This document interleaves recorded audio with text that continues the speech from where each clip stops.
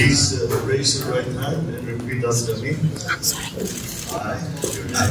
I, Raul B. Villanueva, Having been appointed to the position of having been appointed to the position of Associate Justice Supreme Court of the Philippines, do hereby solemnly swear that I will well and faithfully discharge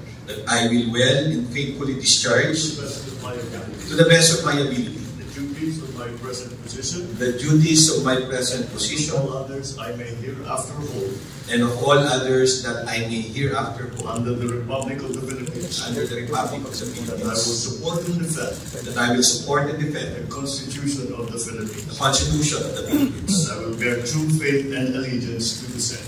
that I will bear true faith and allegiance to the same, That I will obey the laws, that I will obey the laws, legal orders, and decrees